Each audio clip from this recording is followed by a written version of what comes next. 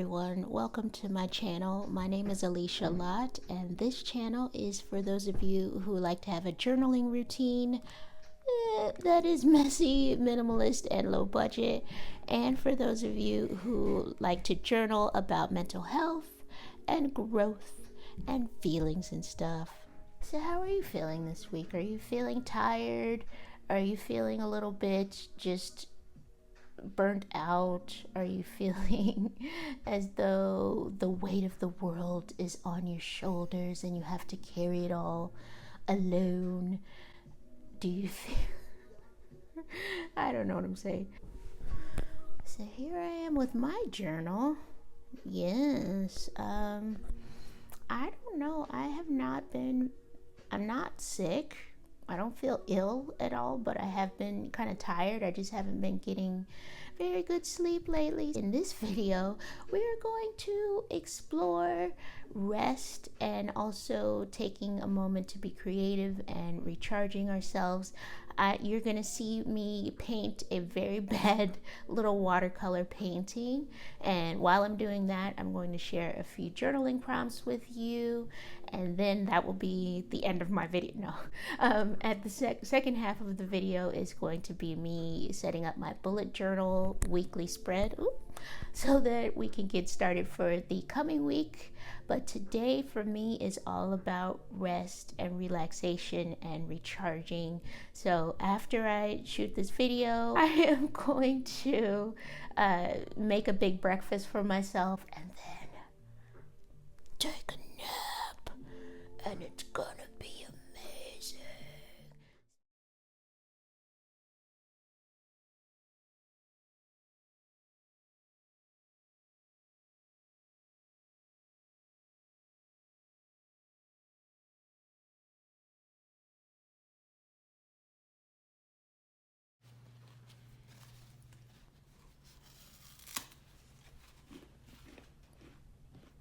Hello everyone, welcome to the artistic portion of our video.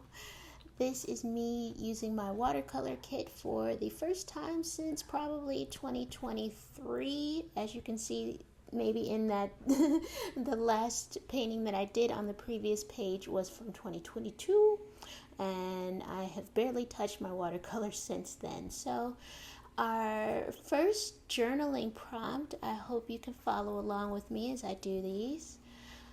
What signs does my body or mind give me when I need to slow down and rest?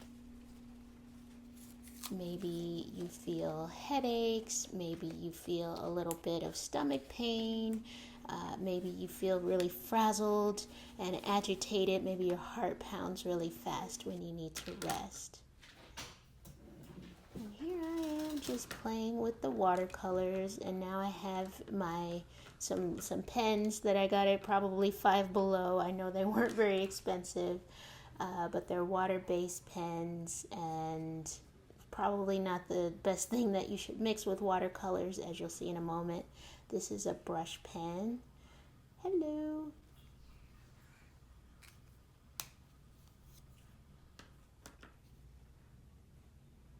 Yes, I had so much fun playing with my paints.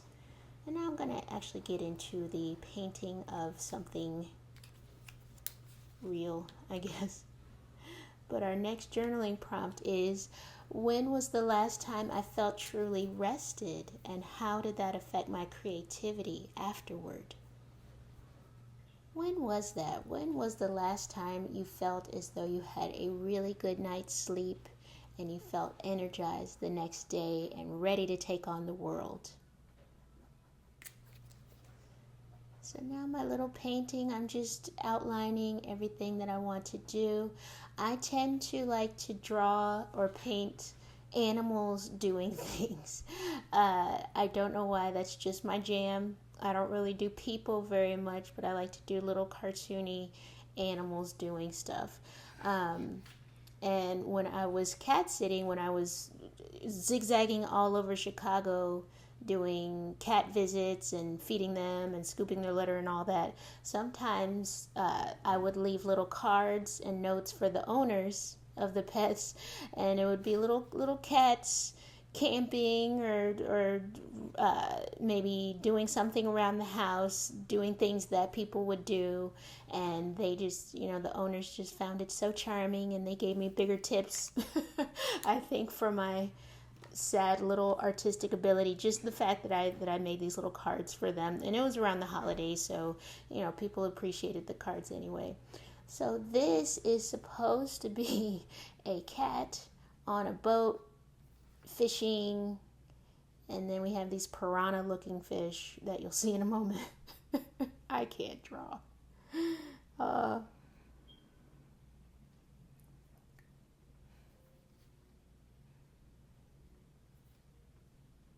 okay, and our next prompt is, in what ways do I feel guilty about resting, and how does this guilt impact my ability to create?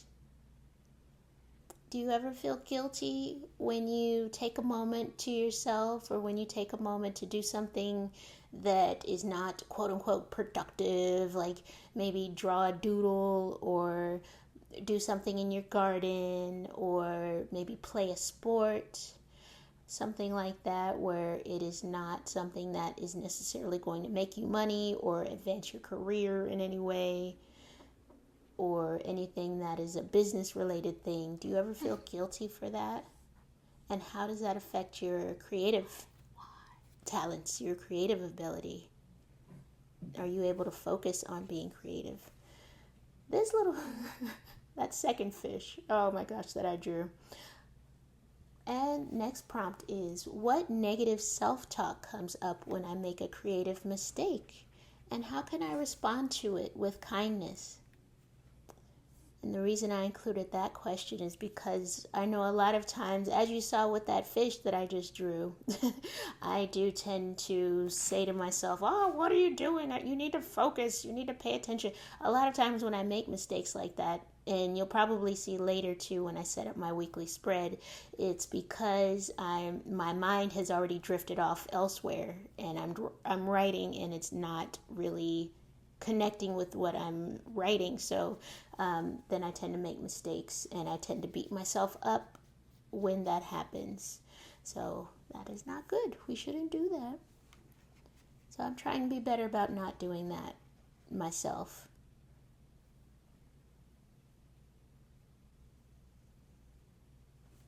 And our next prompt is, how can I make space for more low pressure creative activities in my life? So this watercolor, I think I initially thought it would be a high pressure thing. I don't know why. I think just the fact that I had to pull the paints out and get the water and stuff ready and all of that, and the brushes and stuff, it seemed a lot more difficult or high pressure or dramatic than it really had to be. But once I got everything out and ready, it was a very relaxing experience, and I enjoyed it. And how can I use journaling? Of course, we have to bring it back to journaling to track my feelings about rest and creativity.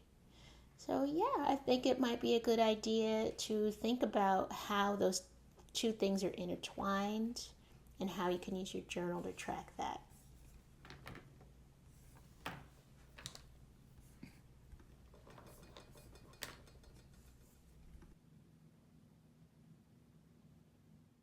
And here we are at our quote of the week. My biggest thrill in life is to read in the afternoon until I fall asleep and take a nap. And that is the actress Sissy Spacek. Very wise lady. And we have a bonus quote.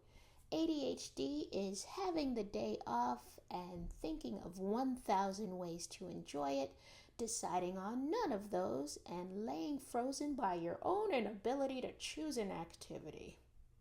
That is so true. I have spent many a Saturday thinking of what to do and not doing anything because I can't decide. It's wonderful. Yay. And now it is time for our weekly spread. This is my spread from last week. And I have a quote. This isn't an exact quote, but this is something that Tamron said in a video that I watched last week on YouTube. And it was said, I am my own backup plan. And I thought that was really cool. I think of myself as my backup plan. If I don't have a job, if I don't have a roof over my head, what am I going to do? So now I am getting myself set up with my intention of the week. And I'm just writing everything out. La la la. Intending, behaving for the week. And we're all done. What does it say? I intend, even in the midst of all the uncertainty and change that lies ahead, to take more time for painting, naps, skating, reading, and relaxation. Not always sure where to squeeze it in, but I will make it happen. Because I love myself. Yes. All right, now I will take this navy blue marker that I was very excited about, and I will write my goal for the quarter, which is simply to quit my shitty job. I think that is a reasonable goal. This job has brought me mental anguish and stress and not a lot of money. And I think it is time for it to go. And then underneath I wrote, what did I write? And figure out what to do next. I need to figure out exactly what my next steps are. But I do know that the first main step is to get out of that job. The main goal is to make money as a writer.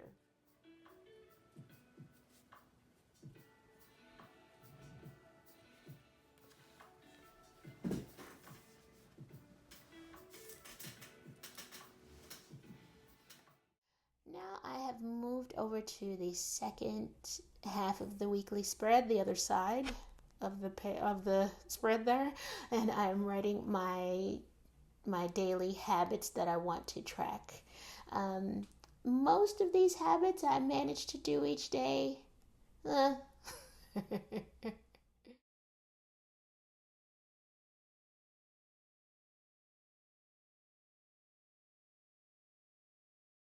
I'm doing my to-do list, and I do 3 little squares for each day, and I try to create my to-do list the night before. Now I'm mad at myself because I wrote Wednesday where Tuesday should be.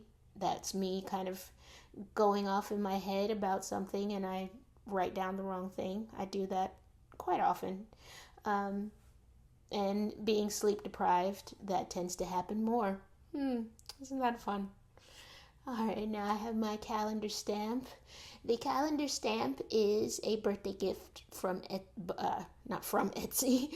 It is a birthday gift that was purchased on Etsy, as well as the watercolor set that you saw earlier. And now I am upset because the paperclip that I had in the back of my journal kind of messed up the stamp. As you can see, it's like, what the hell? I worked so hard. So now I have to I'm figuring out, do I want to write the numbers in? And then yes, because if I try to stamp over that, it's going to look even worse. I've done that before. So just writing in the numbers. And then I decided, it's fall. We're doing all the pumpkin spice stuff, and I get a little excited for fall. I don't know why. I don't like colder weather. I prefer summer, but I don't really draw as much for I don't know. I think because everyone else is so excited that I get excited too with the drawing and wanting to do things. Don't ask me. So yeah, I decided to make these little pumpkins, which are kind of like heart shapes, just going, inside each other. And then I put a little green stem on top. And then I outlined October in a brown marker. And that is my fall decoration. That's all I can muster, really. And now I have finished my to-do list. And I like to plan ahead for the next 2 weeks. So I have October 13th through 19th, and then also I will do October, what would that be, 20th through the 25th? That doesn't seem right. I don't think that's right. I'll fix that later. Anyway, I took the orange marker. I've given up on the pink highlighter that I used to do to mark the current week because it fades. I have some more markers coming soon, but in the meantime, I'll use Sharpie. And then I go back and look at my future log to see any appointments or events that I need to fill in. And there I'm filling in the dates of the week, which I don't always remember to do, but when I do, I feel so happy. And now I'm going and putting in some different to-dos. I'm not going to fill them all in right now. I can't possibly do that, but you get the idea. And that is how I do my weekly spread. So pretty, so neat looking at the beginning of the week, and then it will look like a dumpster fire at the end of the week, but I still love it and it gets the job done. So that's what we want. And I just want to thank you for joining me on this video today. I'm making little hand motions. I know exactly what I'm saying. Please subscribe to my channel if you liked my content. Please like this video. Upside down wave to you goodbye. Thank you for watching and have a good week. And a lot of people, and by a lot of people, I mean 2 people, have asked me about this calendar that's above my bed. And this is just a big wall calendar. I got it on Amazon. And the red X's signify a day in which I have written 500 words. That's it. So my goal is to at least get through the year, and then I will have a year's worth of 500 words. I don't know how much.